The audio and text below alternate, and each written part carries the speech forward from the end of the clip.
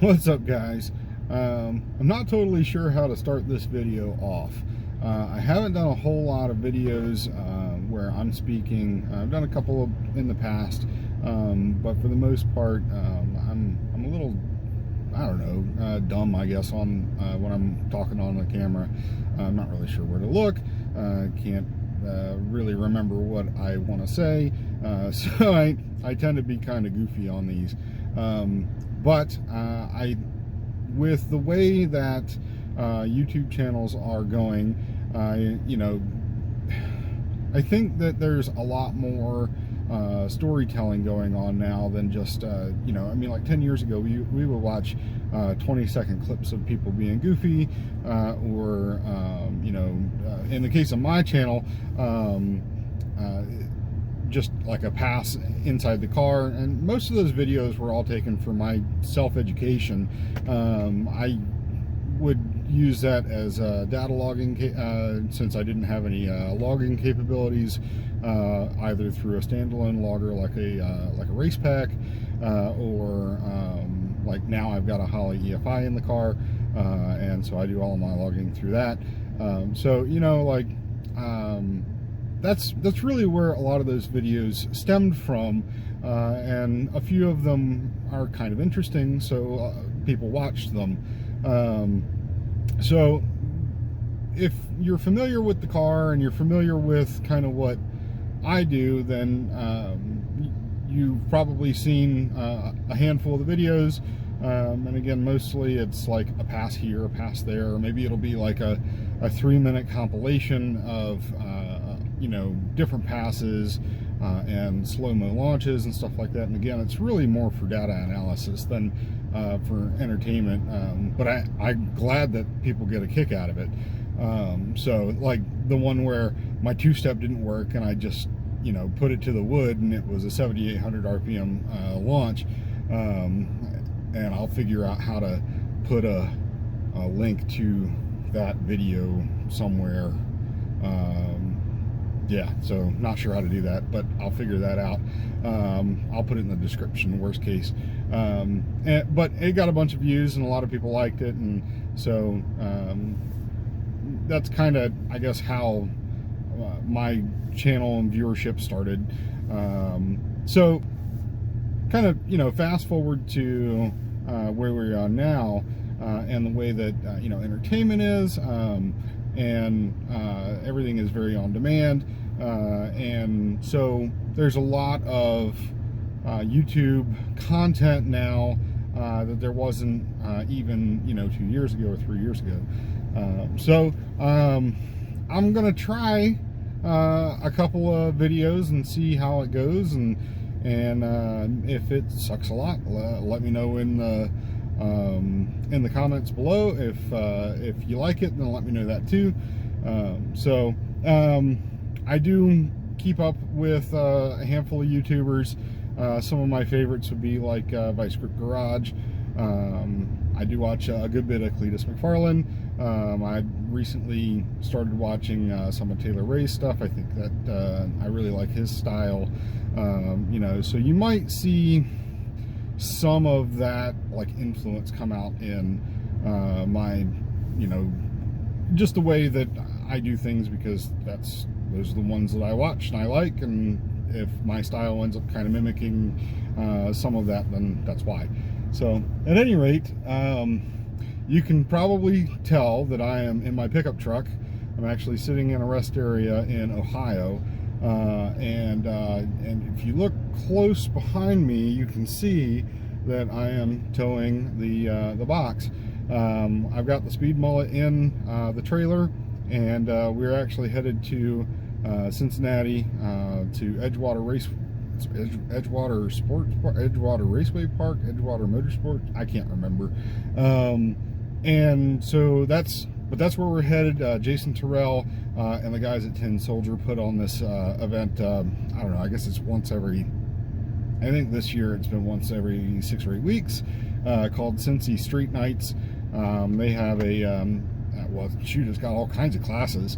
I think small tire, big tire, true street, 1150, 13.0, and then there's also a motorcycle class. I am going to run True Street, which, if I understand the rules correctly, is either a 28 by 11.5 DOT tire or 28 by 10.5 slick if you are a stick shift car. So, of course, you guys know that the SpeedMullet is a stick shift, and I'm going to take full advantage of using that 28-10-5 caveat. So,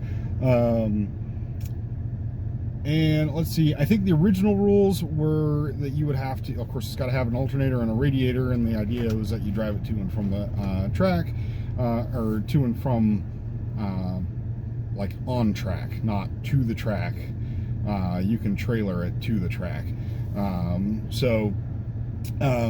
the original idea, I think, was you would actually, kind of like a round robin situation, where you would make a pass and go right back to the lanes, and that way they could police whether or not you were putting fuel in the car and such like that. Now, the event is getting more popular, and it's getting to where there's a lot more participation, so they've actually loosened up the rules a little bit. They're going to allow us to go back to the pits, and so if we needed to refuel or just double check tune or anything like that, I mean, that means I could potentially make a clutch tune change, so it's super beneficial to be able to go back to the trailer, and but the hope is that it will kind of stay in the spirit of the rules, that like it's a legit street car. It's got to have tags, it's got to have insurance, it's got to have street equipment, yeah, so the car fits the class really well since we built it for drag week, and of course this year they canceled drag week, so we were looking for an event to go and do, and this looks like one that is going to be fun for us and kind of fits the way the car is. So kind of a get in where you fit in situation. I have no idea if I'm taking a gun, a knife to a gunfight, or if I'm how I stack up against the competition. So I do know as of yesterday mid-afternoon, Jason had mentioned, I think there were 21 already pre-registered, locked in for the Friday night. So this is going to be a no prep event on Friday night, so that's tonight, and they've got a guy down there, I can't remember his first name, but the name of his company is Mass Traction. They're actually unprepping the track. They had a video live last night on their Facebook page saying, that it was they were out there with I guess a bobcat and a big blade, and they were pushing the rubber off. So it's kind of neat to watch. And so it's going to be completely unprepped tonight, which is a surface that, to be honest, I've never ran on, and typically I'm not interested in trying. But I committed to this event before I fully understood that it was no prep. So the original thought was that it was going to be like a prepped event. It was going to be where they would unprep it, but not to the extent that they're going to. So it's going to be interesting for sure. So I've got been talking with a couple of really fast stick shift no prep guys. I have a pretty good understanding of the things that I need to do, and over the last couple of weeks I've implemented a lot of those precautions to make sure that we can get down the racetrack. So, but the cool thing about this event is that it's actually going to be a 2-day deal. So the second day, Saturday, so tomorrow, they're actually going to put a full like a bracket radial, or a bracket race prep, which is really good because my car really likes that kind of prep. So so some decent rubber down, some glue down, but not sticky icky like the radial guys like. My car tends to kind of basketball the tire on a real sticky track like that. So at any rate, yeah, so they're gonna have that same event again tomorrow, and then but it'll be prep track, so we'll make a couple of changes to the car to go from no prep to prep.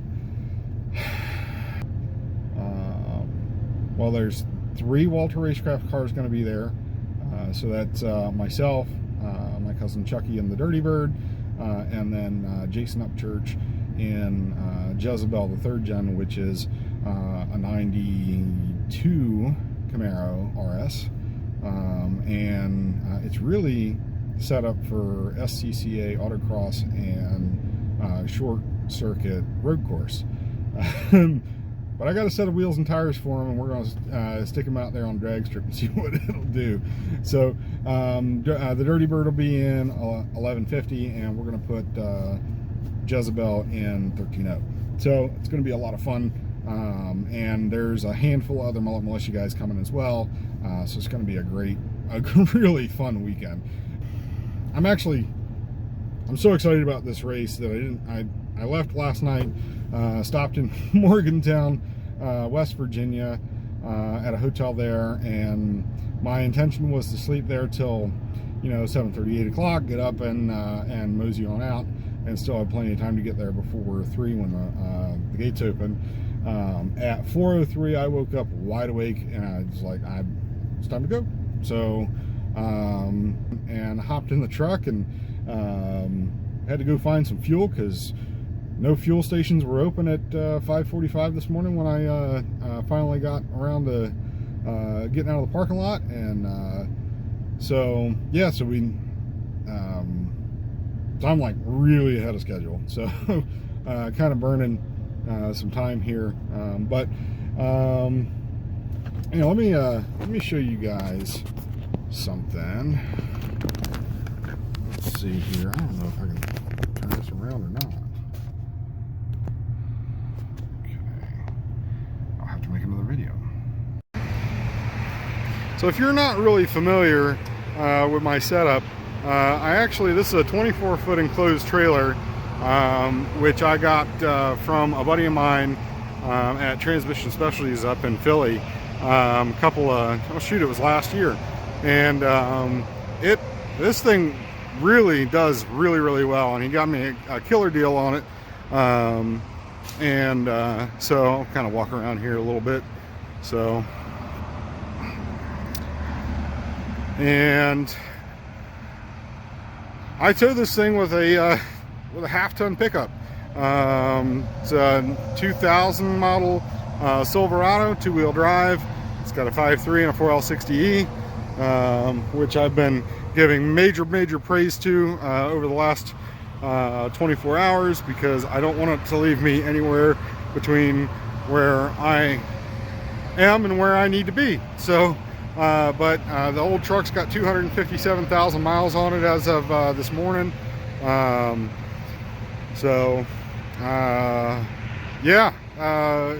of a poor man's setup. Everything has always been pretty budget oriented with me, the car's gotten a little out of control recently, but yeah. Now I will say one of the big keys to towing a decent load with a half-ton truck is making sure that you run an equalizer setup or a load leveling setup like this. I don't think I've ever really towed a load without one of these for any amount of distance. So things get scary when you don't have good equipment. So of course the trailer's got brakes on both axles. So that's the setup, and we're going to go ahead and hit the road.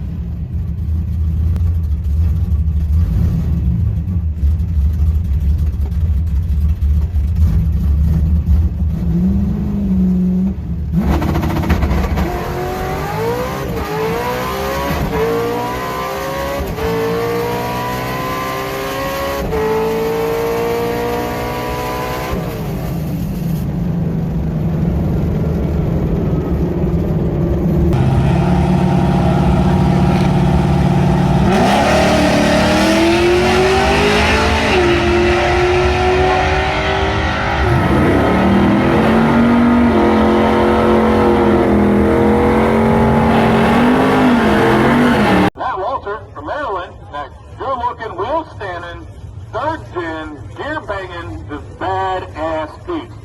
That's an awesome car. Does all the work himself. He drives it everywhere. Taking out Doug Gall over there, local guy.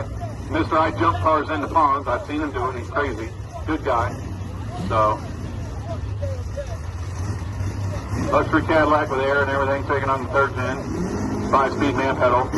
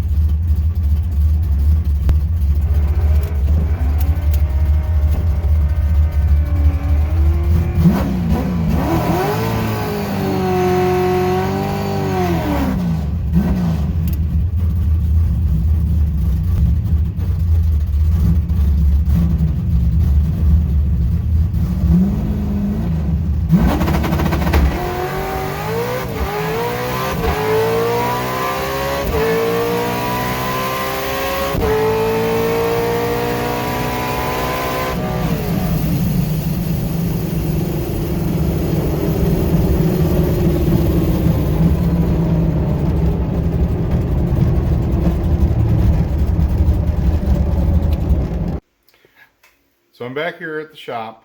It's Thursday actually after the event. It's already been a pretty busy week at the day job. And then of course trying to get the car ready for our next couple of things that we're going to do. Going to do a Cars and Coffee show on Saturday next weekend. And then there's a an outlaw streetcar shootout at Cecil County that we're going to try and go to at the very end of, it'd be actually the beginning of November, try and go to that. So, yeah, so the trip was fantastic. I gotta say, major props and kudos to all of you YouTube guys out there that do this so regularly. I didn't go into it thinking that this was going to be necessarily easy, but you know, I mean, I've taken a lot of video at the racetrack, but it's also never been something where I was trying to make a show or a real legitimate recap, and this was a lot tougher than I anticipated. I spent the majority of the time Saturday working between my car and the, Chucky's car. For my car, mostly we were going from a no prep setup to a prep setup. I'd pulled a bunch of weight out, threw a bunch of RPM at it, and struck the tires. Both passes in testing, and wasn't really sure how first round was going to go. And so as a result, I was in kind of a funky mood, and I just didn't do any filming at all. But suffice it to say, first round, I got past first round. I drew a CTSV, a real pretty white CTSV that Cody Martin owns. And I had a little bit more than he did, and was able to get past him. And actually, big thanks to Cody, because he was able to grab a video of the second round, which was with, well, truthfully, I don't know the guy's name. It was a blue Camaro ZL1, 5th or 6th gen. Very pretty car, but also a very powerful car. And you can watch that video now. 1990 Camaro on the tower. Up from the tower, coming all the way from Boston, Maryland.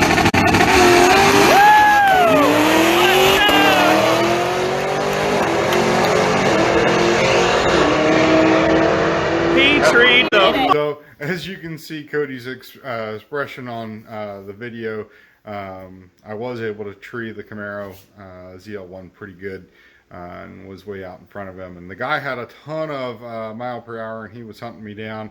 But it's pretty tough to hunt down that white car when you got when you got a 60 foot like that. I think that was actually like a 129 60 foot, so it's pretty good. So and then final round I drew well, I guess I didn't draw him. Travis Martin and I ended up in the final round. You may know Travis Martin's car from events like Rocky Mountain Race Week and Drag Week. So he actually won a couple of those events here in the past, and car is pretty impressive. It's a twin turbo LS powered deal. It has all of the creature comforts that a typical drag week power outer car would have, and it was really well put together. You can check out final round here.